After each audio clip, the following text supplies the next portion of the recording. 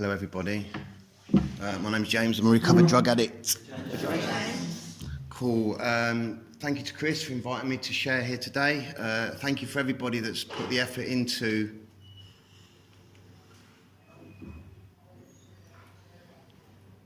putting this together today to, for us all to come together and some of us to meet each other. We may have heard or seen or spoke or WhatsApped, all that kind of stuff. Social media and phones are a great thing, but it's lovely to get together and see what people are up to in the world of Cocaine Anonymous, and it is an amazing thing, something that I'm really grateful for. First time I've been to base in Edmunds, so, it's lovely. I want to talk about some stuff. I made some notes. Put a bit of work into this. I take real pride in what I do, talking in Cocaine Anonymous. I don't just roll up here and just say some stuff. I think about it, and I'll run quite a few things past my sponsor, and he say, "You ain't saying that. You're not saying that." And I listen to some of the things he says. I don't listen to everything, and he knows me, and he probably loves me for that now. Just want to say that the spiritual malady is not a requirement for Cocaine Anonymous. Just let that sink in a little bit. Yeah. My home group is the Tuesday evening Birmingham meeting in the Salvation Army of Cocaine Anonymous. It's been going about 4 years. That is my home group, and I attend there every Tuesday. I pretty much had continuous service at various positions within that meeting for the last 4 years. The primary purpose of that meeting is to discuss the mental state that precedes the first drink or drug, the peculiar mental twist, the mental blank spot, alcoholism. That's what we discuss in order to show the newcomer what alcoholism is and why they may need to take these 12 steps if they would like to. I love the effect produced by drugs and alcohol. Absolutely. Yeah. I didn't use drugs and alcohol because I had a bad childhood. Yeah. Just growing up, and somebody was some stuff and I tried it and I liked it. That's an understatement. I loved it. I really loved it. Today I like the effect produced by Cocaine Anonymous and working with others. Yeah. I needed something to match that. Yeah. Because trust me, injecting crack and heroin, you meet God. Yeah? You meet God. But then you come back down to earth with a bang and a crash. 6 years ago, I was in a room on my own in a hostel for drug addicts and alcoholics. Our world had become so small, it consisted of a chemist to get my methadone, an off-licence for some high-strength lager, and a Sikh temple to get some food. Not forgetting using crack cocaine and heroin intravenously where possible. I was alone, really alone. And I'd happily sold my television at that point for some more crack and heroin. Seemed like a great idea. Although once I'd used the crack and heroin, I was really devastated that I couldn't watch Minder. Because I lived in the past, yeah? I was like 10 years ago, I was so entrenched in that old way of, I was trapped. And I so happened to pick up a copy of a book. Ironically, it was about a guy in Wall Street. It just didn't happen to be Bill Wilson. This guy was known as the Wolf, yeah? But he suffered with drug addiction and he took a lot of substances and and I was reading it and I was always seeking and searching to find a way out from this life because I knew another life. I had worked, I had a good upbringing, I had some private education, but I'd crossed over a line into a world that at first seemed so bloody glamorous and exciting. It did, it interested me. Criminality, drug addiction. I don't mean that I went into it, I'm going to be a drug addict. I didn't see that, but it was slow and it took me and I crossed the line. And once I crossed that line, I couldn't get back. I'm going to refer to this book a little bit to just point out some things. So like I said, the spiritual malady is not a requirement for Cocaine Anonymous. But, you know, on page 52 it does state, which is after the chapter more about alcoholism, so it's not included in the discussion of alcoholism, after. We had to ask ourselves why we shouldn't apply to our human problems the same readiness to change our point of view, so God can solve our human problems as well as the other underlying problem, alcoholism. Yeah? We were having trouble with personal relationships.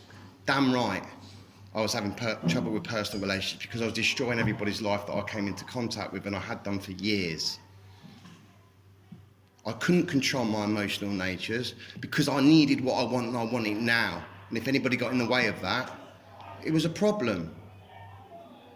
I couldn't make a living, of course I couldn't. I had a chronic relapse condition and a twist, and I wouldn't be able to turn up, and after a period of time the job started to slip away, and you know, I just couldn't make a living. I could make a dishonest living, kind of.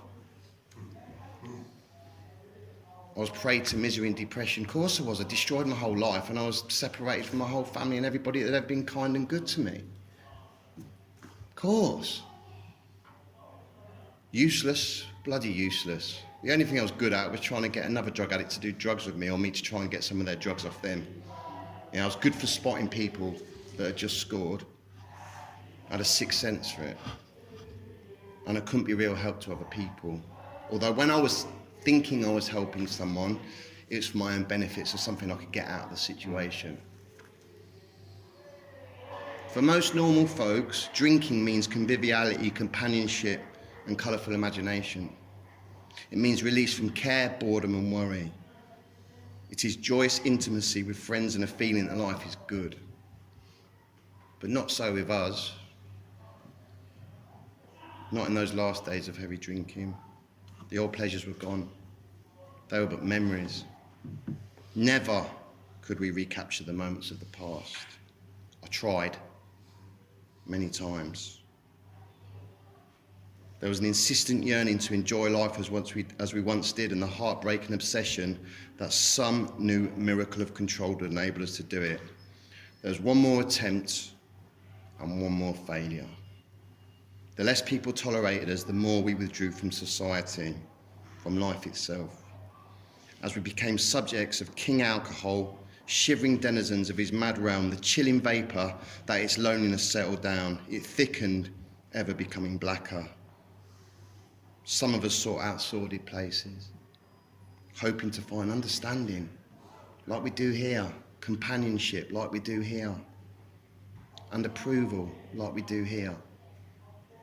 Momentarily we did, but then would come oblivion, and the awful awakening to face the hideous four horsemen: terror, bewilderment, frustration, and despair. Unhappy drinkers who read this page will understand. It's where I was alone. I was in this hostel for drug addicts and alcoholics. That wasn't the title of the hostel, by the way, but it's fundamentally what it was. Yeah? Load of people together that had destroyed everything in life. I always remained to try and have a little bit of hope. I had a determination of something, a drive within me that knew that I just can't fucking give up.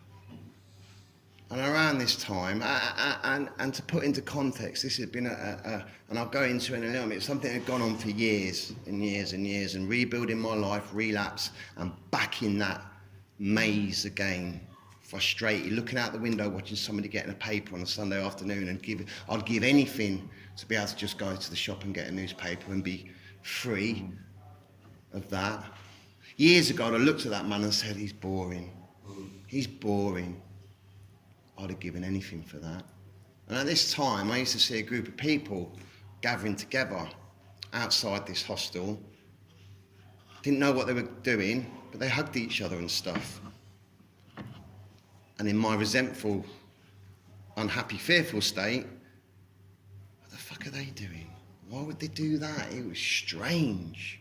Now, even when my mum came to see me once a year, she'd hug me. I'd just, why? Because I didn't feel like I deserved it, because of everything that I'd ever done to her. How can you love me unconditionally, Mum? How do you do that?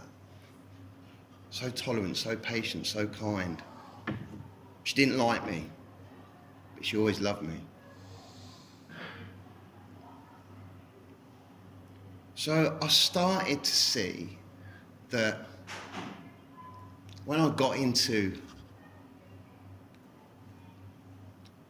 my heroin addiction and all the other substances that came, but obviously that was where I got the physical dependence on a substance, which is what I thought addiction was, yeah? It ain't, but it's what I thought. So what I could do, I could use my human resources, my own willpower, and my self-knowledge to think of a solution to that problem. It may seem extreme to some people, but I understood that I could put myself in an institution, yeah? It's called a prison, yeah? But I don't like using that word because it can separate. I'm just trying to, it's a change of environment. I knew that if I had a change of environment, that I could be held down by its surroundings and I could do a physical detox, yeah? And yes, when I cleaned up for those first couple of weeks, I felt absolutely horrendous. But quickly that subsides, and I'm so thankful and grateful to have got through that situation. And I start to rebuild my life in an institution. That might sound strange, but this happened to me a lot of times. So I got very familiar with that way of life in there. So I could go in, well, I knew an officer, so I could get the prison job, yeah? I'd have a girl that I could contact on the outside, I'd get the girl, yeah? I could also do something called enhanced thinking skills, which is like some counselling within an institution that helps you with your thinking. I found out some stuff a little bit later, didn't I? But, yeah, I thought that relapse was unthinkable. It wasn't possible. I'm talking about, I wasn't like, oh, I'm going to have like an MOT and come out and then try it again. I was done. I was finished. No more. And cool, man. I'd rebuilt some relationships with my family. You know, once Mum, I've done it again. And this was a kicker. She goes, what happened? Why did you do it again? Because for years I'd used the justifications. Oh, because you got divorced when I was 13. I was 36. What the hell has that got to do with anything? But it seemed like a good excuse, a plausible reason. And I don't know, Mum. I don't know.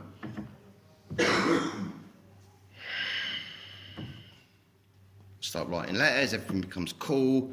I find somewhere to live on release, that's great. And you can swap this for any other environment. I've done this at my grandma's, I moved to my mum's when I was young. You know, I tried the geographical. So I came out, not a cloud on the horizon, in high hope. Relapse was unthinkable. If I said to you now, do you fancy a line of cocaine or a line of Subutex and a game of table tennis? What would you say? What would you say? No. And that's as simple as my mind twisted. I swore off, I wasn't going to do it again, and I was saying, no, I'm clean, I'm never going to do that stuff again. And then one day, my friend said, do you fancy a line of Subutex and a game of table tennis? And I thought it was a good idea. At that moment, I forgot everything. My sound reasoning did not hold me in check. The insane idea won out. I didn't think, well, actually, I just spent a year detoxing off opiates. I didn't think I've destroyed my whole life because of opiates. I thought it'd be a good idea, because I'm not bad at table tennis, but put a line of Subutex in it, mate. I'm bloody excellent. And there was one more spree that lasted another 2.5 years. Some people may say on the outside, well, it's because you were in it. This was another hostel. You're in a hostel surrounded by drug addicts. Well, there's a good justification. Were you having a bad day? Actually, no. Oh, I bet you were because you were in a hostel and you'd lost everything. Yeah, but I was on the streets before that and I was homeless and I had nothing. Now I'm pretty stable and I've built some relationships. I've just started seeing my sister again. And I was gone again. Back into an institution, I realised, yeah, like Bill W. did, it was the first drink. It was the first one that was the problem. Nice. Now I know, I realise, don't take the first one, no matter what. And I remembered that for a bit, and I didn't really need to worry about it too much. I was cool, and I got out, and no, actually, in the reception before I was released, remember, James, don't pick up the first one. Cool. I got out the front, and I saw somebody, and she went, happened to be a female, she said, I've just got some gear, James, do you want some? I said, no, I can't pick up the first one. Got it, and I. She walked off. 3 minutes later, I said, actually, I'm going to celebrate because I've just got out. Just the one. I was gone again for another 2 years. Yeah. So, I matched my experience with the book, or the book actually matched with my experience, you know, when this stuff was discussed with me. And there's an analogy of this called the jaywalker. Maybe some of you are familiar with it. It's really interesting. And it's a great example of alcoholism, the lack of thought before doing something again. And I looked at it. Our behaviour is absurd and incomprehensible with respect to that first drink as that of an individual for a passion, say, for jaywalking. He gets a thrill out of skipping in front of fast-moving vehicles. He enjoys himself, absolutely, for a few years in spite of friendly warnings. Up to that point, you would label a foolish chap having queer ideas of fun. Luck then deserts him and he's slightly injured, several times in succession. You would expect him, if he were normal, I ain't normal, to cut it out, stop. Presently he's hit again, and this time he has a fractured skull. So I was discussing this in the meeting the other night. There's some new guys in there, and it's what we do. We talk about this stuff within the context of the big book and our experience to help disturb somebody around the question of alcoholism and understand powerlessness. It ain't a word, it's a description within the first 50 pages of this big book of Alcoholics Anonymous, yeah?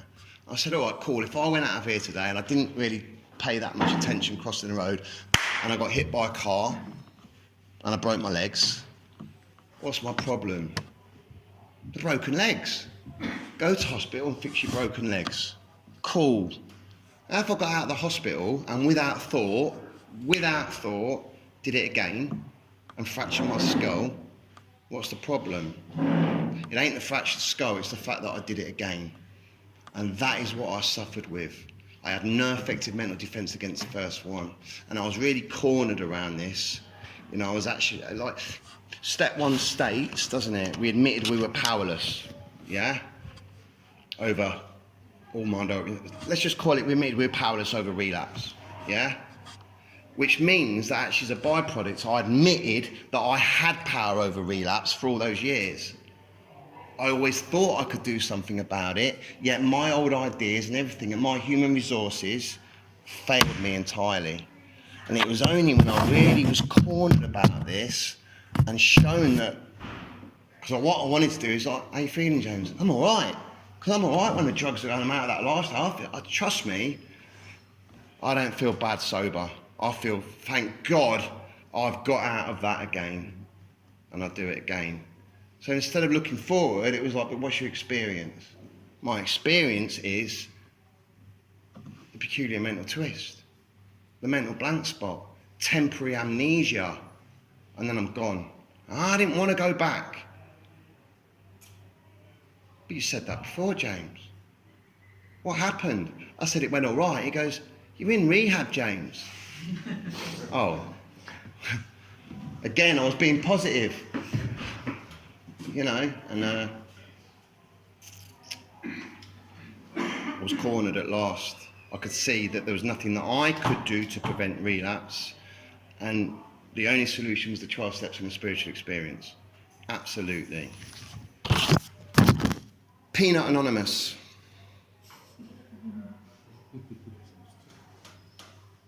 I got a friend who didn't know he was allergic to peanuts. He ate a peanut one day and he went into shock. He had to be rushed to hospital. His throat swelled and he couldn't breathe. He nearly died. They gave him an injection. I forget what it's called, what they give you. And he was all right. You don't have to go to Peanut Anonymous. He didn't get out of hospital and eat a Snickers bar and thought that it'd be okay because the peanuts were in chocolate and caramel. You just don't pick up the first peanut, mate. Simple. As simple, he does not pick up the first peanut, yeah? So I met a couple of guys with Cocaine Anonymous. They were working their 12-step on me.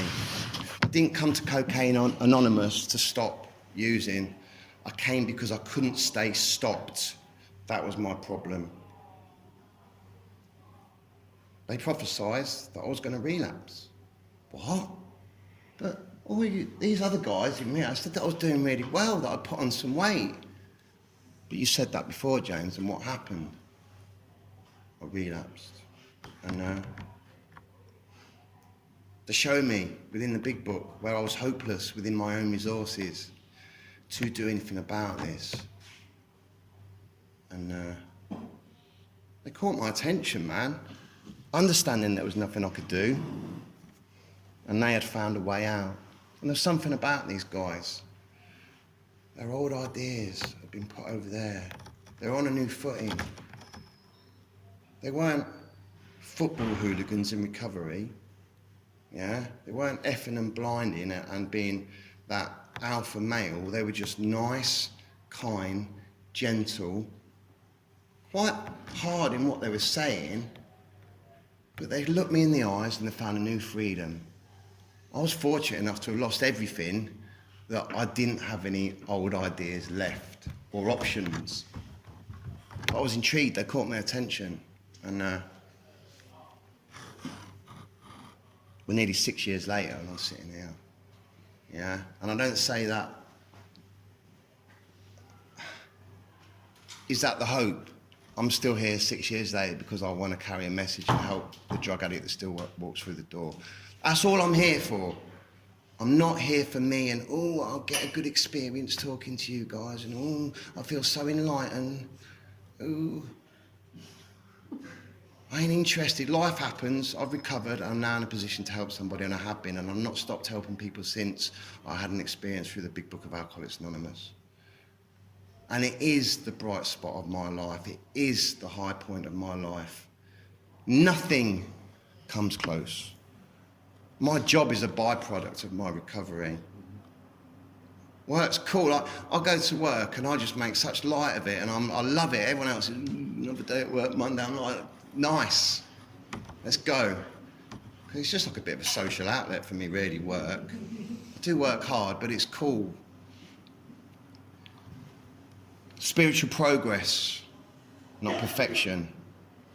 Aiming to grow in my understanding and effectiveness to help another drug addict.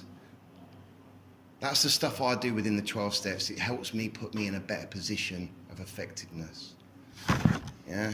Because if I'm not approachable, if I'm not in a position to be neutral around, if I come in with opinions, I'm not around the big book, I'm on about other stuff, it may prevent you from wanting to speak to me.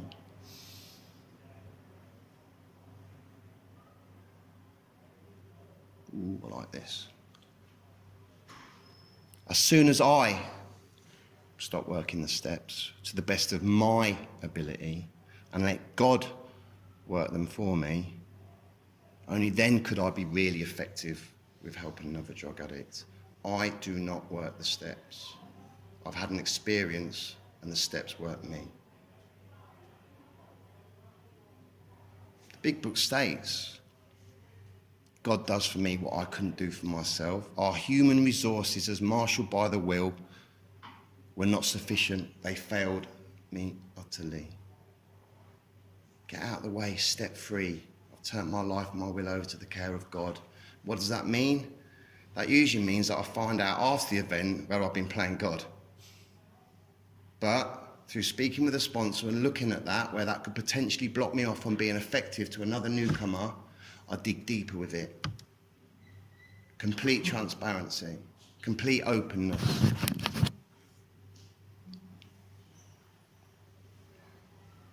What is my life like now? We created the fellowship that I craved for chronic relapses, for people like me that couldn't prevent the peculiar mental twist, the mental blank spot, that insane thinking that precedes the first drink. We've got a line of sponsorship, man. It reaches Australia, Scotland, Stroud, Swindon, Rushden, Manchester, Bury St Edmunds and Birmingham. That's an amazing thing to be part of, man. It is something that I cannot miss. The people, I mean, this is about a unity, world of recovery and stuff, you know, the people that we get to be connected with and meet for the first time today, that we've spoken. It just blows me away, man. I was a person in a room on my own. And now I'm connected to people all the way around the world because of Cocaine Anonymous. Particularly guys that use the big book and their passion is working with others. Not people that are caught up in the traditions of the World Service Manual. I know it's important, yeah, but my primary purpose is to disturb somebody around the question of alcoholism and help set them free. Yeah, it's what it's about. I'm a father to a 13-year-old girl. I'm a brother. I'm a son. I'm a productive member of the community whose heart and passion lies within the 12th step and creating opportunities for drug addicts just like me and show them a way out. And I'll leave it there. Brilliant. Thank you.